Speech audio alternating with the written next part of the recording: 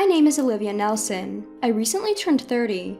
Today, I want to share with you the story of the major turning point in my life. I have an older brother who is 2 years older than me. His name is Scott. From a young age, Scott was what you'd call a pretty boy.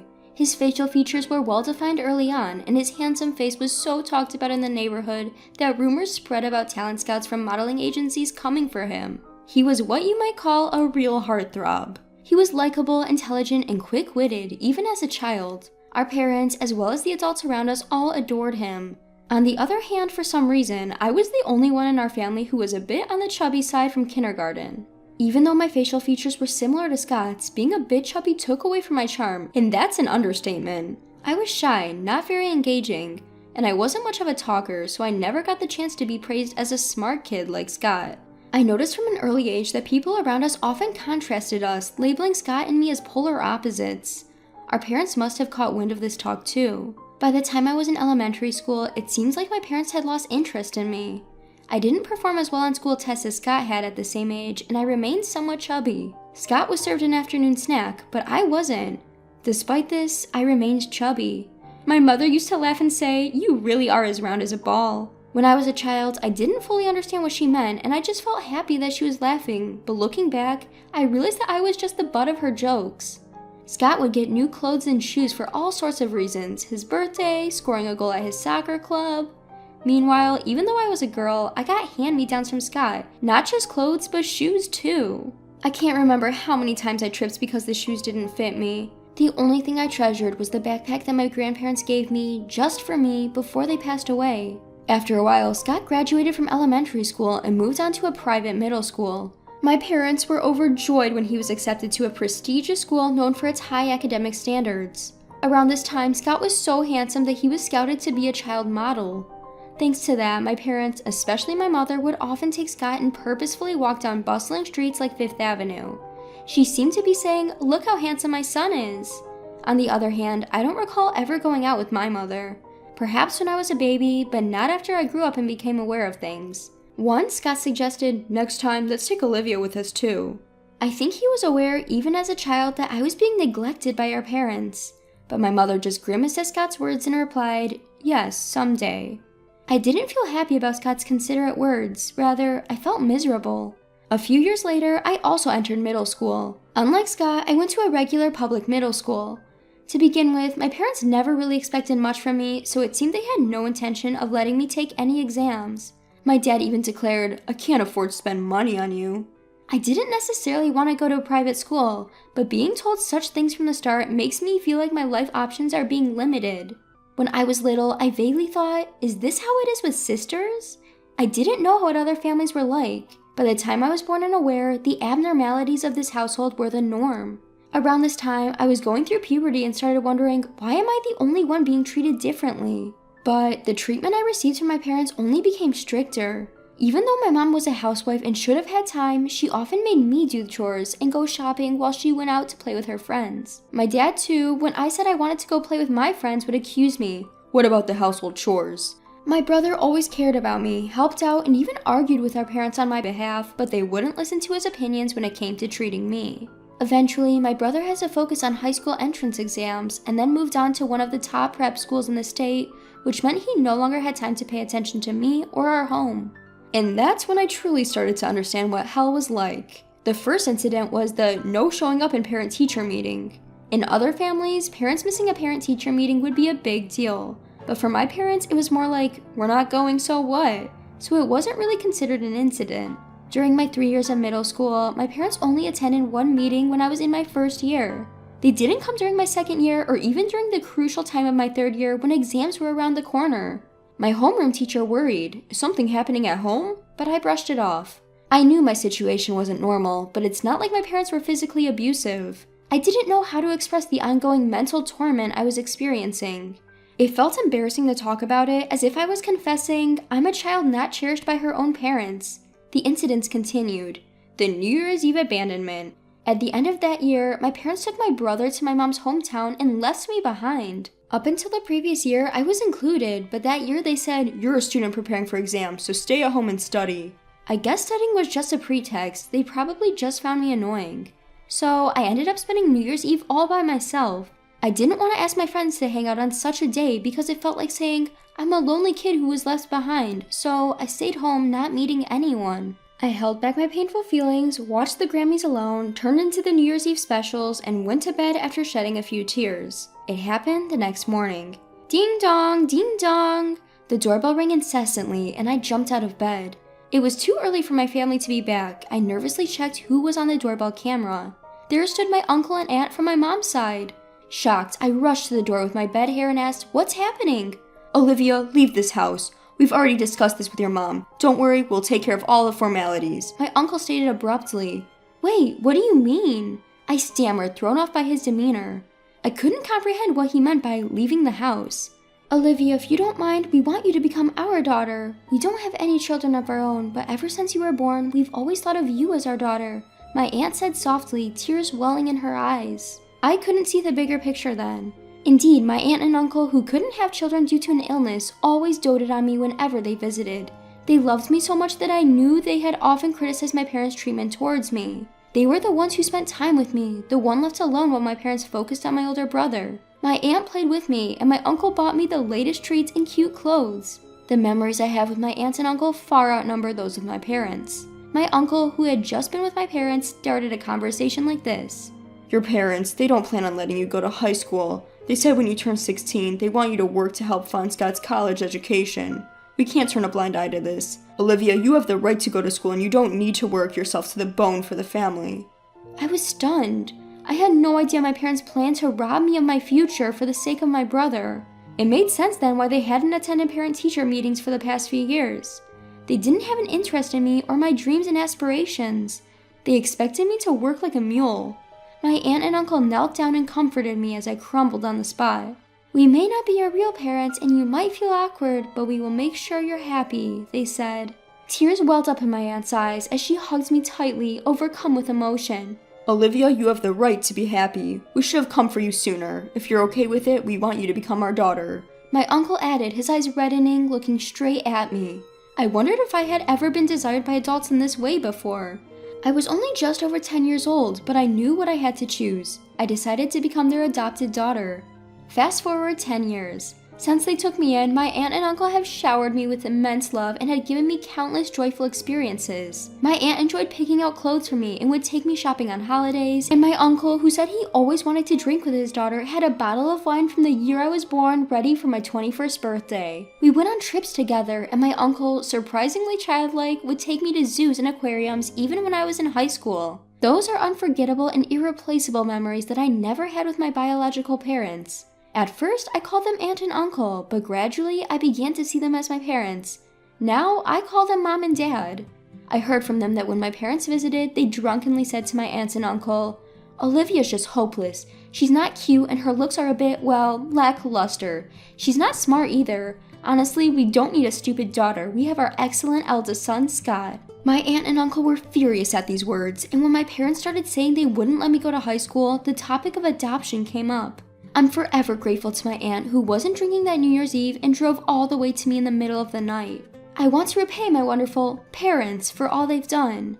I wanted to become a daughter who my foster parents would be glad to have adopted.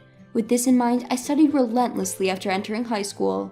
Truth be told, a lot was going on during my high school entrance exams and I couldn't fully focus. Therefore, after starting high school, I decided to strive for a future that wouldn't embarrass my aunt and uncle and set that as my goal.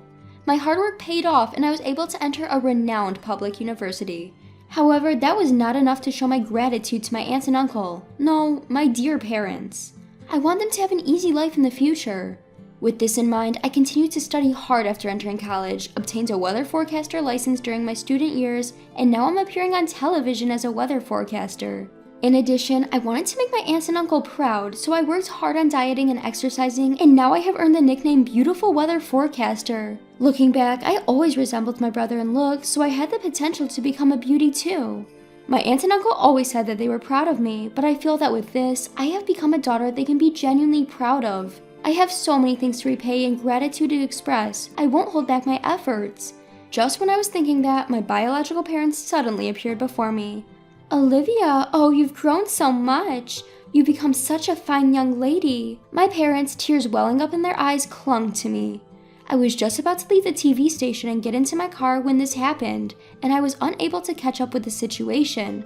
Honestly, I had not seen them for so long that I did not recognize them at first. "We were shocked to see you on TV. Scott said it was Olivia. We never expected you to become such a beautiful woman, and a weather forecaster too? That's incredible." My father, as if to say, "Just as expected of my daughter," patted me on the shoulder. "Really, just as expected of our daughter. We are so proud." They really said it. I couldn't hide the look of disgust on my face and glared at my parents. But my parents continued the conversation without showing any sign of concern. "Oh, that's right. Since we've met, why don't we have a meal at the fancy restaurant just ahead?" "You must be earning a lot as a weather forecaster, right?" What is their intention after lying and waiting for me like stalkers? And after suggesting a meal at a fancy restaurant, they asked if I earn a lot. Don't they just look like they're trying to freeload off me? They won't be able to parasite off me. I have to drive them away so they won't want to see me again. As I thought this, a plan popped into my head. Oh, this could work. "Mom, Dad, it's nice to see you, but I have another job today so I can't go out to eat, sorry." Of course I didn't have another job. I do have a plan to give my beloved aunt and uncle a meal at a fancy restaurant as a wedding anniversary gift. Oh, that's too bad. I didn't miss my mother's slight clicking of her tongue. "Could you maybe share your contact information? I'm organizing a small party for my birthday soon, and I'm inviting people from the TV station.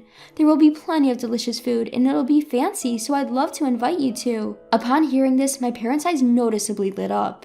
"Really? Oh, aren't we lucky? So actors will be coming as well?" "Oh, Dad, of course they'll be there." My parents were visibly excited, their smiles widening. Little did they know, no actors would be present. It was a small gathering, mainly a weather reporter's party. The main guests were people from the newspaper and TV station staff. At best, the most glamorous attendees would be the announcers and some TV personalities. Meeting my parents' expectant eyes, I simply smiled and said, "See you at the party," then left. A month later, as planned, I booked a venue and my birthday party took place. Despite being small, a good number of people gathered because, well, we rented a party venue. My parents arrived, arms waving, calling out, "Olivia!" They acted as if they wanted everyone to know they were my parents. It really gets on my nerves. "Dad, Mom, welcome. Could you head to the dressing room right away? They'll help you with everything from your clothes to makeup. The clothes you're wearing are lovely, but they also have rental designer clothes. Enjoy the atmosphere while you're here." At my suggestion, my parents beamed widely. They were so easy to read. They can't hide their joy. "Oh my, designer clothes. I hardly ever get the chance to wear them. I wonder if they'll suit me." "Haha, Mom, you put on a bit of weight." "Oh, stop it, Dad." While they were having this exchange, I flattered them. "You both still look young and beautiful, so anything will suit you." It seemed as if they'd been waiting for that compliment, and they both nodded in agreement. When I was a child, I was scared of being disliked any more than I already was. I couldn't see my parents clearly, and I couldn't understand what they were thinking, but looking at them now, they seemed quite simple. High-quality things, power, beautiful things. They're the type of people who wag their tails at things everyone likes. My parents, having had their hair and makeup done, were in high spirits as they returned to the party venue. My mother was in a pale pink mini dress that revealed her shoulders, something a young woman would wear. Her appearance was ridiculously inappropriate for her age. The sagging skin on her knees gave away her age. My father chose a bright red suit with a flashy tie decorated with yellow and green geometric patterns. He was the only one in the venue dressed in such a flashy suit. Even if there was no dress code, no one would choose such a poor combination. The clothes were indeed designer labels, but they were secondhand. I had actually prepared all of it.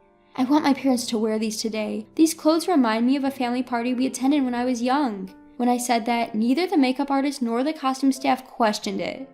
Of course, I have no memories of attending a party with these parents. A lie is a convenient thing. My parents, who believe without a doubt in designer labels, seemed more than happy as long as I repeatedly said it suited them. In the past old days, my parents would listen to anything my outstanding brother said as long as it wasn't about me. Now they are on the receiving end of such remarks, with the outstanding label now on me. After a while, the party started, and as today's star, it was my turn to give a speech. Before I went up on stage, I told my parents, "I have a message for both of you in my speech today, so make sure to listen carefully," and I held their hands. They looked at me with surprise and said, "What?" But they kept looking at me happily, even after I had gone up on stage. Thank you all for coming to my birthday party today. I would also like to thank everyone who helped organize this party," I began. At my words, my friends teased me, shouting, "You're so formal," and "You're not usually like this, are you?" Hearing this, I jokingly responded, "I'm just being myself," and turned towards my parents. "My parents are here today, right over there," I said, pointing in their direction. The lighting staff took the cue and spotlighted my parents.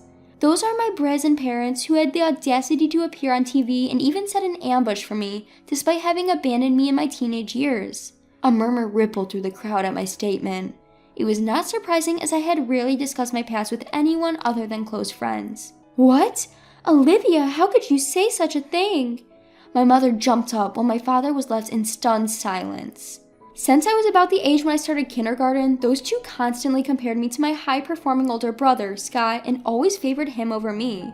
I was the one who never got treats, had to wear Scott's hand-me-down clothes. Until I was in grade school, I still loved my parents despite all that. For a child, parents are everything. But during middle school, they started to impose household chores on me and finally declared they wouldn't let me go to high school. They wouldn't even attend parent-teacher conferences. That's when my caring uncle and aunt decided to adopt me. Saying this about myself feels odd, but usually I am quite cheerful. That's because my uncle and aunt have repeatedly told me with love that I am not a bad child. They allowed me to gain confidence and overcome my shyness, turning me into the positive person I am today. Therefore, it seemed my normally cheerful demeanor and my harsh background were a shocking contrast for the audience. There were immediate murmurs of the worst and how could they appear on their daughter's birthday dressed like that? The crowd started to criticize my parents. Unable to withstand the surrounding gaze, my parents hung their heads and trembled. But now, I am grateful to those two. It's because of them that I was able to find my real parents, my uncle and aunt, who showered me with the warmth of a family. At these words, my parents stared at me as if expecting some twist where they would be acknowledged as important parents as well. I merely responded with a quiet, smiling gaze. "Mr. Treasure from the Daily Info, are you here? Please make this story and these pictures into an article. Consider it a birthday present for me." As I called out to a friend from the magazine from the stage, he had already started capturing pictures of my parents. Hey, stop it! Stop it! Don't take pictures!" My parents frantically tried to hide their faces. Shameless till the very end, I shouted at them. "You always made me do things I didn't want to do, even when I begged you to stop. You can't just force others and not expect to be forced yourself." At my reprimand, my mother's eyes welled up with tears. "I'm sorry, if you make this into an article, it will also harm your mother and father. You wouldn't want that, would you, Olivia?" I was flabbergasted by her audacity. "Do you really think I still consider you two as my parents? You barely raised me. You completely abandoned your duties as parents. My real parents are my uncle and aunt. They are the only ones I consider as my mother and father. Don't ever interfere in my life again." Before I knew it, recalling all that happened, my gratitude towards my uncle and aunt, tears began to stream down my face. The attendees, seeing my state, forcefully escorted my parents out of the venue. It's over, this time for real. I have finally severed all ties with those people. As a child, I cut them off to find shelter with my uncle and aunt. But now I have truly distanced them from me, all by myself.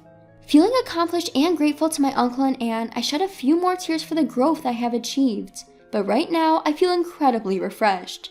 After that, the magazine editor asked me, "Are you really okay with this?" I responded, "Yes, please proceed," and they ended up writing an article about my upbringing. The story was quite sensational. It was picked up by many TV shows. There were worries about my image taking a hit, but in reality, the narrative became a drama of a corner girl making a dramatic turnaround, a close look at a modern Cinderella. I received mostly favorable press, and the whole thing boosted my reputation instead of hurting it. On the other hand, those two, I know it might be confusing, so let's reluctantly call them parents. After my story was published, they were given the cold shoulder by our neighbors, leading to their decision to move houses. The gossip spread quickly at my father's workplace, and he was pushed to resign. My mother, who had always been a homemaker, was now unemployed as well. My brother Scott informs me that they were getting by on their savings. Yes, even after I was adopted, Scott remained concerned for me and would visit me at my new home with my aunt and uncle. Initially, he had expressed a desire for us to live together again, but soon acknowledged that it was a better decision for me to stay with my adoptive family. He was happy for me, confident that I had made the right choice. He was always there for me, even during my college years, guiding me in my studies. My precious older brother Scott. Upon learning that I had revealed everything to the magazine, Scott decided to sever all ties with our biological parents. He would often joke, "The next time I'll see them is probably at their funeral," but knowing Scott, he probably wouldn't even attend that. 5 years had passed since then. I ended up marrying Mr. Treasure, who was working at the magazine that published my story. We now have children, and I'm a mother of a pair of twins, a boy and a girl. As a mother, I want to make sure my children are treated equally and can grow up in a happy and carefree environment, just like the selfless love that was shown to me by my aunt and uncle. And also like my brother Scott, who has always watched over me, even from a distance. I want them to grow up to be kind and gentle to everyone they meet. But I still have other things I need to do besides raising my kids. Yes, that's to repay the kindness of my aunt and uncle. This year, for our wedding anniversary, I surprised them with a trip to Oregon, which we enjoyed together with my husband and children. My aunt and uncle would often tell me, "Olivia, you have your own family now, you don't need to do this." But this act of giving back is also a source of joy for me. It's not out of obligation, but rather because I want to see their happy faces. It's something that gives my life meaning. I jokingly tell them, "Don't take away my pleasure," as I start planning for our next surprise. Maybe a luxurious hotel stay for the entire family would be nice next time. There are still so many things we want to do as a family.